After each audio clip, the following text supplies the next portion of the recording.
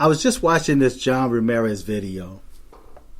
And this is going to be the last video I do regarding John Ramirez. But I was watching his video and he was talking about the problem that he's having with his eyes and how he's trusting in the Most High to restore his sight and that he does not go blind.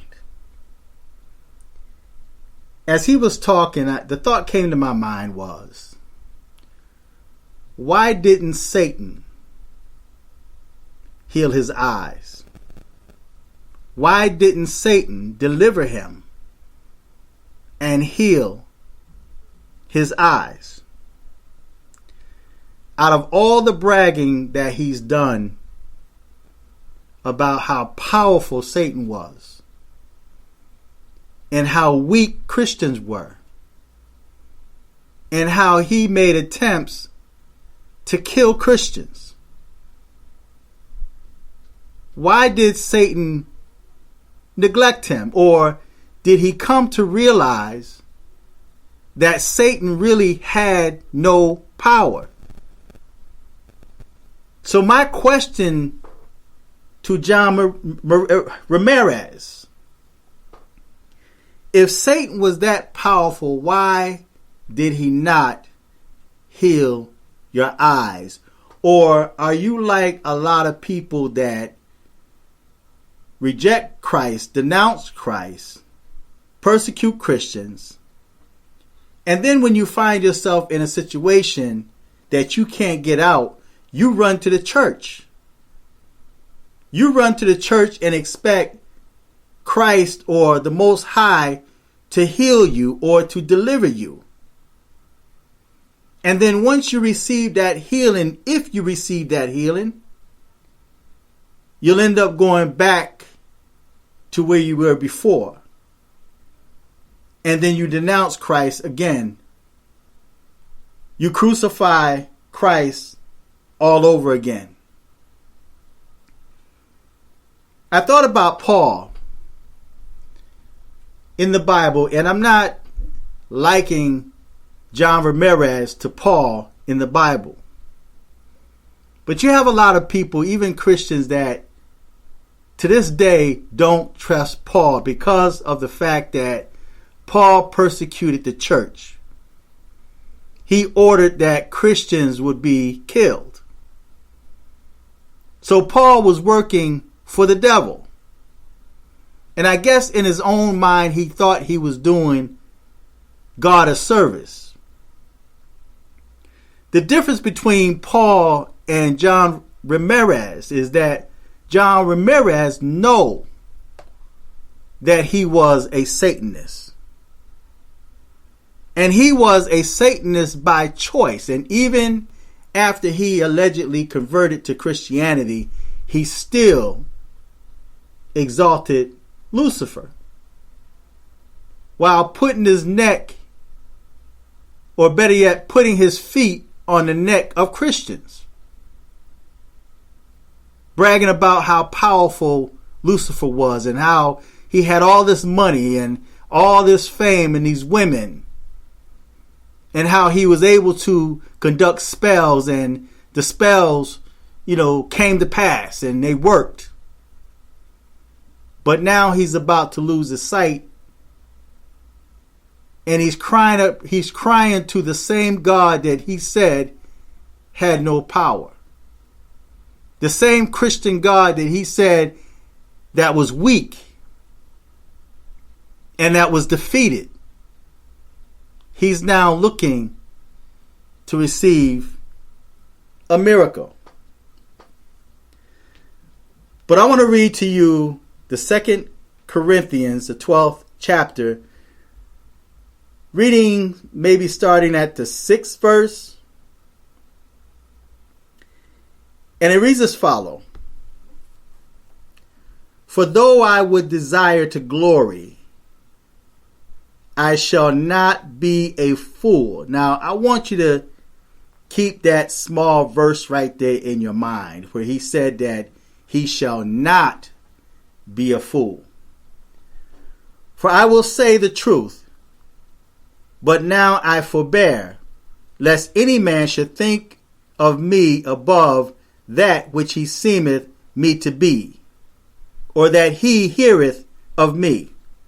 The 7th verse reads, And lest I should be exalted above measure through the abundance of the revelations, there was given to me a thorn in the flesh, the messenger of Satan to buffet me, lest I should be exalted above measure. Now, I want to stop there for a moment.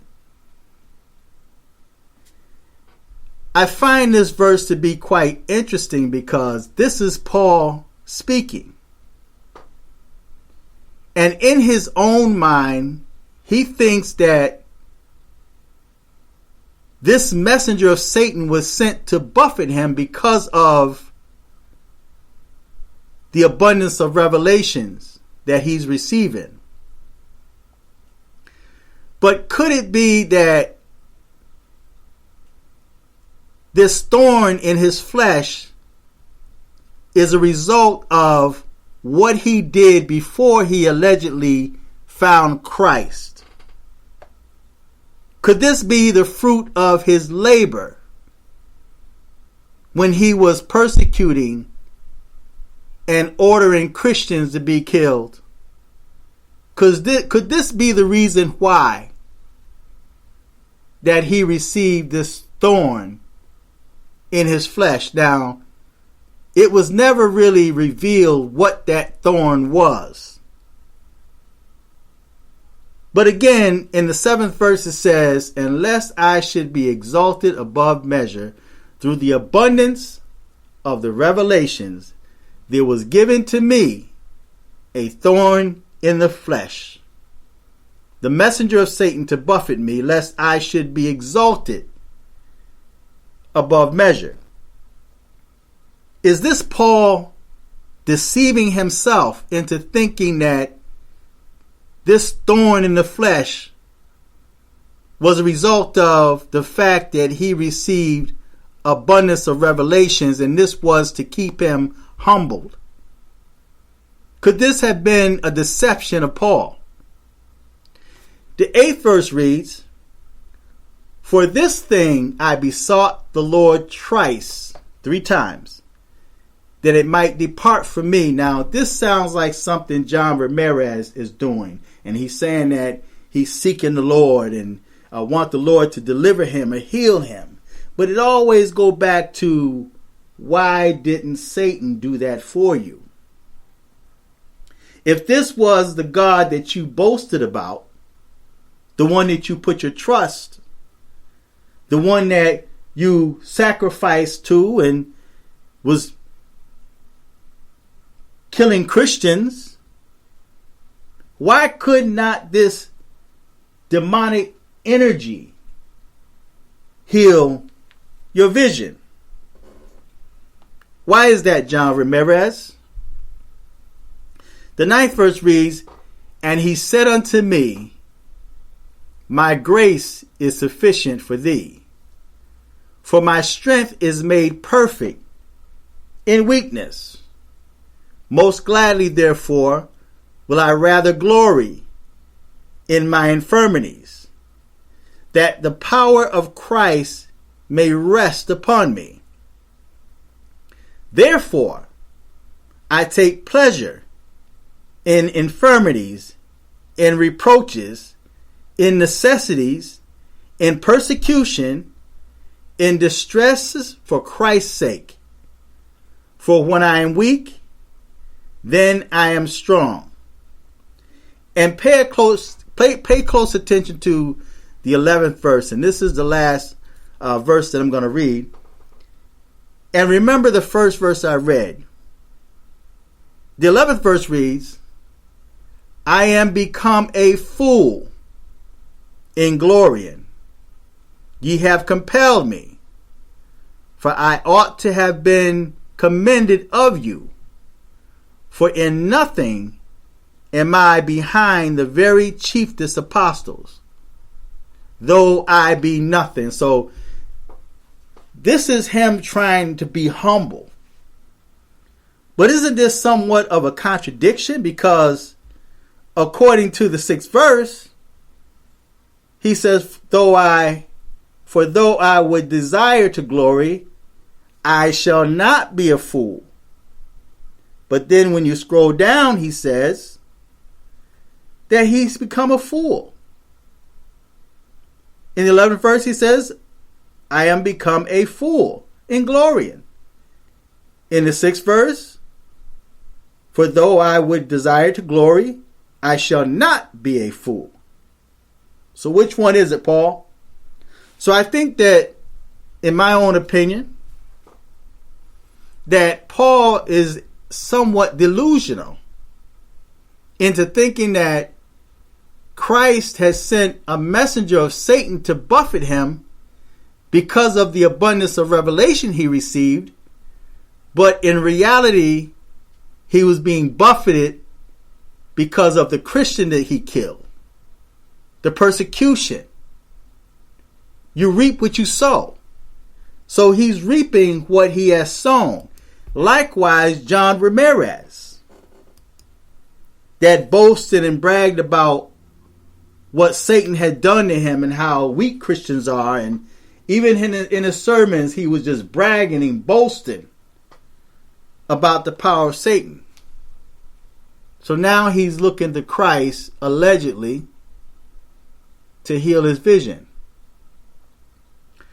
I find that to be like a lot of people that use Christ or use the power of the Most High, thinking they're using the power of the Most High, but they don't realize that when you do that, when your heart is not sincere and you abuse the grace of God, you come from a low place and you find yourself in a situation where maybe you were a thug in the street and had taken a few gunshot wounds, and you begged and pleaded the Most High to save your life, and you said, Lord, if you save me, I'll serve you for the rest of my days. And then the Lord show his grace and mercy upon you, bring you out of a situation or heal a family member or a child. And then after you receive that blessing, you turn your back on him again and give credit where it does not belong. Oh, he didn't heal me. It was going to happen anyway. The doctors did that. Medical science did that. So you start giving praises and thanks to medical science, but yet you were praying and begging the Most High to deliver you or to heal your loved one. Or you found yourself in a financial situation, or maybe a natural disaster, as they call it.